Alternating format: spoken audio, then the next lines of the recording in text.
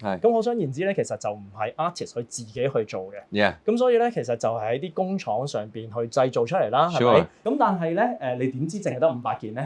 佢會唔會工廠或者多咗1000件咁樣 ？Exactly，right？咁究竟呢件嘢係真定係假㗎？喂，其實咧嚟緊呢個世代咧，個 digital ownership 係好重要。而家嗰個手機係咁普及咧，手機裏邊係可以做到好多嘅功能咧，嚟去令到每一個人去買咗呢件事嘅話，都係會有一個唔同嘅感覺同埋唔同嘅體驗。NFT 喺上年成為咗藝術界嘅新寵兒，好多人都認為 NFT 嘅去中心化特性為藝術家帶嚟革命性嘅改變，因為通過區塊鏈，藝術家可以直接面向市場，知識產權亦都唔需要透過任何中間人去記錄或者保護，佢賦予咗每個資產獨一無二嘅憑證。而透過呢啲憑證，我哋就可以更加容易分辨藝術品嘅真偽。作品喺網上被非法下載或盜錄，都唔使怕會失去價值，因為區塊鏈會為版權持有者核實任何商業使用權。我哋今日請嚟嘅嘉賓，聯合創辦咗結合實體同埋數碼收藏藝術品製作同埋認證嘅 Jen。想知道我究竟喺度講緊啲乜？就快啲一齊嚟 Talking to the Moon。Hello， 大家好，歡迎嚟到 Talking to the Moon。我哋平時咧去講 NFT 嘅時候，都感覺上有啲好虛幻嘅嘢啦，好虛嘅嘢啦，我哋揸唔實嘅。但係有冇諗過實物收藏品都可以上區塊鏈呢？我哋今日犀利啦嚇，有請咧 Jen 呢間公司嘅兩位靈魂人物。咁啊，首先有請佢嘅 co-founder Leslie， 你好，多謝邀請，大家好。我見到嚇 Leslie 背後咧，亦都有另外一位嚇佢嘅 robot 朋友，呢之前合作開嘅一個空山機嘅一個 robot shark 啦。咁我哋有另外一位拍檔，其實佢喺元宇宙嘅另外一邊嘅喎嚇。Jacqueline，where are you？ 我而家喺柏林，喺德國 ，so Berlin in Germany。喺德國喎，咁點解你個 team 即係我認識你咧，就喺香港嘅 activation 啦嘅 event 啦，好成功嘅一啲展覽啦。多謝。咁點解你個 team 要去到德國咧？其實咧，即係你都知咧，做 startup 咧，好重要一個元素咧就係人。係。咁所以即係其實揾到啱嘅人咧，同埋唔單止淨係佢個 expertise 喎，仲要係成個團隊嘅 dynamics 咧，呢啲都好重要嘅。咁所以喺德國我哋就揾啱咗個人，即係除咗 Jacqueline 之外啦，其實我哋個 chief 嘅creative 嘅一個同事咧，其實都係喺Nick 嗰邊。Nick 係啊，冇錯。Jen， 我覺得有個好特別之處嘅。但一般咧，好多 Web3 嘅 company 咧，佢就比較反叛啦，比較新派啲啦。OK，即係呢啲就係 Web3 先出現嘅一啲 artist。佢可能第一次畫嘅畫，或者佢第一次做個 collection 就係嘅 NFT。然後 OK，咁我甚至乎可能個名你都唔知係邊個，特登用網名咁樣。咁點解你哋會係 focus on 呢啲嘅 artist 咧？咁點解我會 found Jen 呢一個公司咧？咁其實就係我自己本身都好中意去儲嘢嘅，即係無論係儲畫又好啊，或者儲一啲畫家出嘅 limited edition 又好啊咁樣。咁儲呢啲 limited edition咧，即係可能係100件啊、500件啊咁樣。咁可想而知咧，其實就唔係 artist 佢自己去做嘅。咁所以咧，其實就係喺啲工廠上邊去製造出嚟啦，係咪？咁當然又賦予咗 IP 啦咁樣。咁但係你就話佢有500件 limited edition，let's say that，係咪？咁但係咧，你點知淨係得500件咧？佢會唔會工廠或者其他人？多咗1000件咁樣。Exactly，right？咁好多情況之下就係呢啲嘅所謂嘅老鼠貨又好啦，或者呢啲嘅假貨又好啦，個問題都幾嚴重。點解咧？就係因為呢啲 limited edition 咧，尤其是呢啲傳統嘅畫家咧，佢係都幾值錢嘅。咁亦都有一個二級市場啦，即係代表佢會升值啦，係咪？可能過多幾年，甚至喺拍賣會都會見到有呢啲 limited edition 嘅拍賣咁樣。咁所以好多嘅 incentive 係俾呢啲工廠咧嚟做多啲嘅。咁所以我嗰陣時去買，咁成日都問我自己一個問題：喂，咁究竟呢件嘢係真定係假㗎？咁當然我知道喺嗰個出版商上邊買翻嚟係真啦，咁樣。咁但係之後我點知咧？係咪？咁所以我就喺度諗緊，喂，究竟有啲咩方法可以做呢件事啦？咁我見到市場上面好多嘅，譬如係 QR code 啦，咁樣你就 scan 咗佢就話，哦，呢個係一個證書。咁就停咗喺度啦。咁但係咧，我嗰時都可以印嘅啫。Exactly 啦。咁我就喺度諗啦，喂，究竟仲有其他啲咩咧？咁跟住就慢慢就 brainstorm 下就係，喂，其實咧嚟緊呢個世代咧，個 digital ownership 係好重要。嗯，咁所以 Gen 個核心咧喺嗰個數碼物權上邊嚟講咧，係我哋嘅一個核心嘅領域，我哋係想打到嘅。Jacqueline 我都想你解釋下，其實你用乜嘢嘅 technology 去俾我哋知道呢樣嘢係真嘅咧？我哋有兩方面啦，我其實係3方面啦，一個就係一個 NFC 嘅芯片，一個就係個喺上咗鏈嘅 NFT 啦。And then 我哋中間有個 layer 就係我哋個 app。你亦都頭先講啦，就係你有個 physical 嘅產品，即係譬如你當一個雕塑 ，and then 佢入邊就會含入咗一個芯片，就係個 NFC 個芯片。咁你變咗可以攞住我哋個 app 啦，係 for 大部分嘅電話其實已經係有個 NFC reader。咁變咗你就用我哋嘅 app 去嘟呢一個雕塑，你就可以即刻見到係真定假，係邊一個藝術家創造啊，係幾時創造，喺邊度創造，同埋有其他唔同嘅 product information。如果你係呢一個雕塑嘅擁有者啦，咁你就可以 register 你自己係 as 一個我哋叫做 rightful owner。and then 你就會可以有一個 NFT for 呢一個雕塑係 mint 咗俾你，咁變咗你就係 credit 咗去你個 Gen account 度，咁變咗你就可以攞住叫做你有個雕塑或 digital 嗰個 version of 個雕塑喺你個電話喺你個 app 度，咁你就可以拎住周圍行。咁 AR 嗰個元素就係我哋諗住 OK， 如果你係可以將你成個 collection 當去旅行想影幅靚相，同你最至愛嘅雕塑或者乜嘢，咁我哋就諗緊你點樣可以將你嘅 NFT 或者你嘅雕塑或你其他嘅嘢拎住周圍去咧？咁個答案就係 AR。OK， 嗱啱啱 Jacqueline 講咧，好詳細啦。係啊。可能有啲深，我覺得打個譬如嚇。好啊，你嗱 Leslie 我知你都屋企儲好多嘢啦。我當你儲酒啦嚇。儲酒好，酒真定假嘅？唔知，攞你哋個 app 都真嘅。OK， 咁又點咧？OK， 真嘅之餘咧，即刻 unlock 咗啲嘢，係條鎖匙嚟嘅。冇錯。你有呢個真品之後咧，我個鎖匙 unlock 咗，我 AR 可以將嗰樽酒，或者我可以令到我個 friend 咧。喺個 AR 嘅世界入面飲緊嘅，懟緊成支酒嘅，然後再之後咧，我又可以 access 其他嘢啦，可能 digital asset 一個 digital 嘅版本，可能佢係佢嘅藍圖咁樣，或者可能係 something 一個 animation。你哋就好簡單直接，令到一般冇儲開 digital 嘅 collectible 嘅人，就即刻明白我擁有呢樣嘢唔係淨係擁有佢，我擁有佢周邊所有嘅嘢。冇錯。咁 let's say 嗱 Leslie 你成日飛啦嚇，咁如果我當你個酒櫃有30樽酒，嗱可能你唔係真係全部攞嚟飲嘅，有啲你攞嚟欣賞嘅，呢個 label 係1970幾年，然後就乜乜，你就開成個 collection 攞走，然後就咁一打翻上去你個新嘅屋企嗰度啦。係，即係呢個就係佢講緊嗰樣嘢。冇錯，有 AR 有 NFC，即係 NFC 就 do 啦，係啦，嚇有 digital asset 啦 ，very good。咁我亦都又同你試第二杯啦。係 ，cheers。究竟 Digital Collectible 又係乜嘢嚟嘅呢？ NFT 創作公司 Artifact 喺去年年底被國際運動一哥 Nike 收購之後，特別係佢哋數位結合實體嘅時尚 NFT 更備受關注。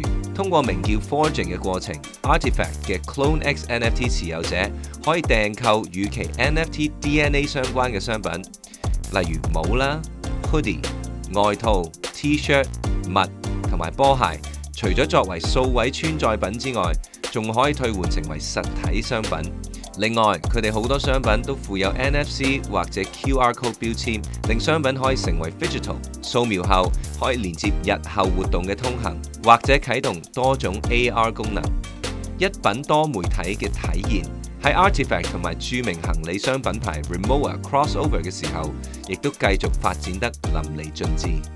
呢個時候呢，我就好欣賞你哋嘅作品啦。你同 Jacqueline 都好明啦，網民唔明。不如我哋就聽下一啲網民對 NFT 嘅一啲睇法，亦都請我哋嘅專員網絡專員Chituku 嚟解釋下先。好啊。揾錢 gimmick NFT 音樂意識接炸彈嘅呃錢方式，後接嘅人就會輸錢嘅咯喎。Very interesting。喂，不如呢個我哋又俾阿 Jacqueline 答下，即係咪一個音樂意識炸彈嚇，即係 overinflated 嘅？邊個最後接手？哦，sorry，拜拜。What do you think, Jacqueline？ 嗱，我覺得其實最重要嘅嘢就係我哋而家 NFT 係非常之初步，大家第一個意向就係想炒，咁呢一個亦都係對我哋嚟講就係一個好 interesting 嘅 indicator 係NFT 係 for 任何人去想揾個 value 嘅時候就會 participate 呢一啲咁樣嘅 behavior。即係其實我哋見到大家對住 NFT 都係淨係得個炒字啊，學你話齋係好似玩住炸彈咁樣，咁我哋都係我哋見到有好多 project 都會係 fall into 呢一類型嘅嘢啦。咁我哋亦都希望 over time 呢一啲狂熱就會開始減慢，就會大家都係諗住 OK， 你玩完之後炒完之後，下一步係應該點樣咧？我哋自己嘅諗法就係 as blockchain as a technology。as NFT as a technology， 咁變咗以後 enable 大家炒嘅元素 ，enable 到大家炒嘅 technology， 亦都係會係作為我哋，譬如我哋而家叫做 Web3 啦，叫做 Web3.1 嘅下一步係用翻同一個 technology， 用翻同一個 idea 去有翻多啲嘅 value 啦，咁。如果你 at 呢一個 stage 係驚住唔想炒唔想輸錢，呢一個都係 understandable 嘅。Interesting， 因為其實佢講緊其實係人嘅貪啫嘛。嗰陣時 .com， 我唔知你自己有冇參與呢一個啦？啲人係視鬼大揾啲字，然後後面加個 .com 就攞出去炒㗎嘛。咪就係咯，啲人見到有新嘢，啲人肯俾錢出去買，因為佢想做第一個，佢就炒。但係呢個同.com 係冇關係噶嘛 .com 只係一個承載咗某一啲貪心嘅人嘅一個工具啫嘛。冇錯。OK， 好 Shito Kun， 你考唔到佢嚇，所以你可以走先。好，咁我又再 cheers 你一下先，呢個又係新嘅嚇呢個。喂，其實講開又講啊。你哋同咁多傳統嘅藝術家去合作嘅時候，有冇啲乜嘢嘅困難咧？因為 I can only imagine， 你話我生於呢一個互聯網熱年代，我生於 YouTube、Instagram 年代，甚至乎我生於呢個 3D model gaming 嘅年代。好啊，整呢隻鯊魚 no problem， 應該係咁啦。但係 let's say， 佢生於個年代係冇呢啲嘢，你點 convert 佢咧？係乜嘢嘅過程咧？其實都難嘅，因為學你話齋咧，即係傳統嘅 artist 佢有傳統嘅諗法，而對於呢一種嘅 animation 啊或者 digital 嘅 medium 咧，佢哋真係好陌生，同埋佢覺得做壞咗咁點啊？係啦，即係計有你 exactly 就係做壞咗個名咁我點咧咁樣？咁所以咧一開始咧其實就大家對於 NFT 咧係好抗拒嘅，即係你唔想 being associated with 咧一啲真係炒賣，即係頭先我哋 spend 咗好多時間去溝通嘅一啲嘢啦。來到我們的有獎問答環節，請舉出其中2樣將用了什麼科技來認證真品？即係我頭先啱開始講介紹 Gen 呢個 platform 咧，好大部分圍繞住咧就係認證。咁認證對於佢哋嚟講咧係好重要嘅。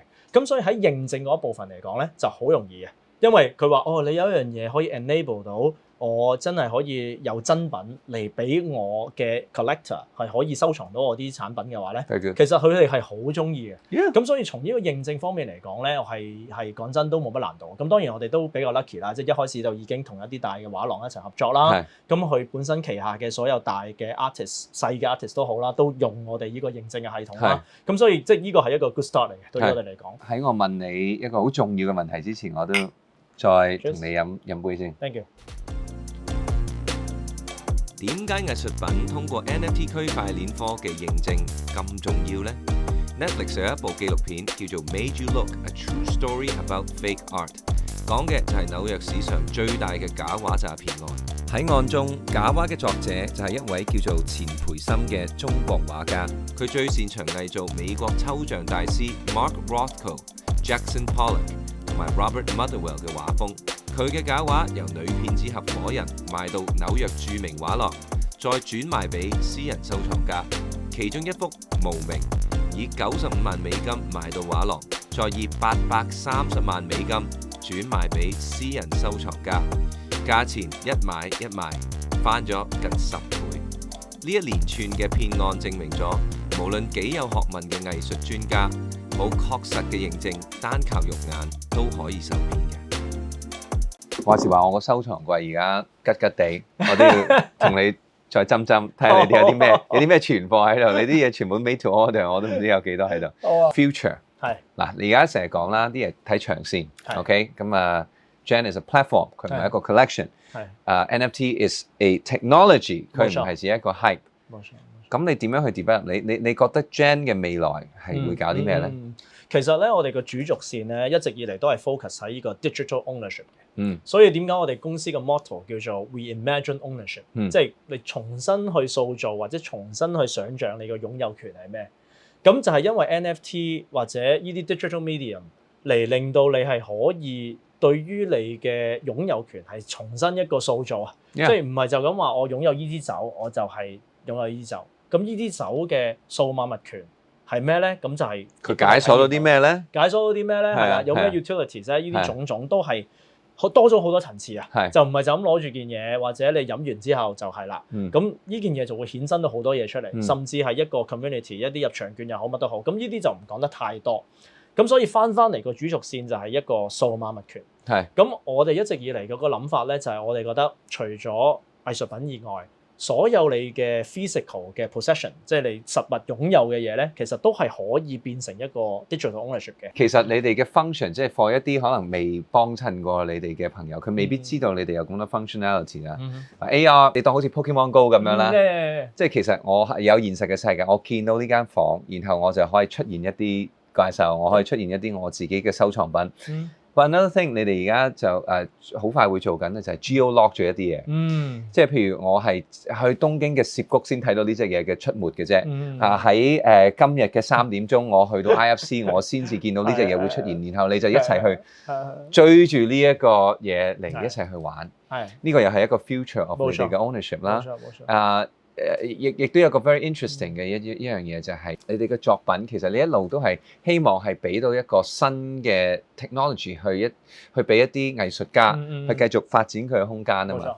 咁啊，譬如你話喺元宇宙有啲 compatible 嘅一啲 assets 啊，一啲 objects 點樣可以 transform？ 呢啲我覺得都係好有趣。即係其實 at the end of the day 咧，就係一個 total experience 嚟嘅。咁其實我哋就係運用緊而家嗰個手機係咁普及咧，而手機裏邊係可以做到好多嘅功能咧，嚟去令到每一個人去買咗呢件事嘅話，都係會有一個唔同嘅感覺同埋唔同嘅體驗。頭先你咁講啦 geo-lock， 咁我去某一個地方去睇一件事，哇！我真係要去到嗰個地方先至 unlock 到嗰件嘢，仲要係唔係就咁話去到就得喎？你要有埋個 NFT 就先得喎。從此就冇咁虛啦。係啦，咁所以其實呢個亦都係一個 linkage between 你現實嘅世界同埋一個虛擬嘅世界。咁其實都係運用一個 GPS 嘅一個 function 㗎嘛。係。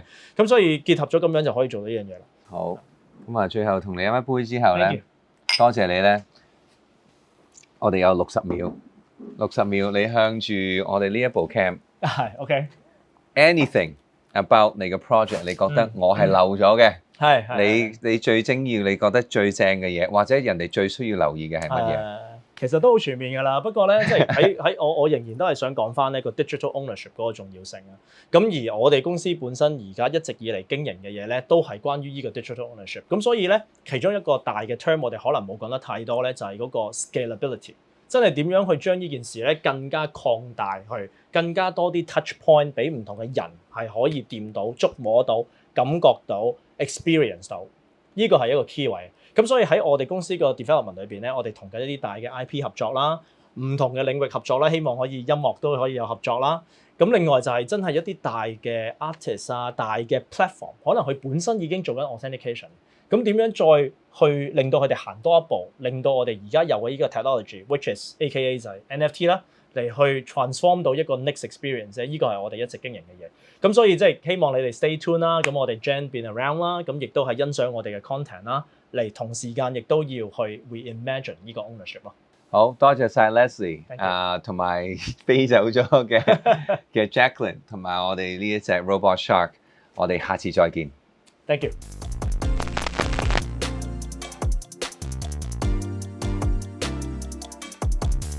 嗱，大家記住啊，所有嘅內容都不構成投資嘅建議，我哋都只係喺度分享緊自己嘅睇法。元宇宙同 NFT 投資市場都有最潛在嘅風險，所以大家喺投資之前一定要做好自己嘅 research 同埋功課啊！到了 giveaway 的時間了，我們今集將會送出 Gen 成空山機限量 Digital 鎖匙90個，沒有地域限制的，大家只需要點讚影片、訂閱頻道，在留言區說出有獎問答的答案，我們之後會有專人和你核對資料安排獎品。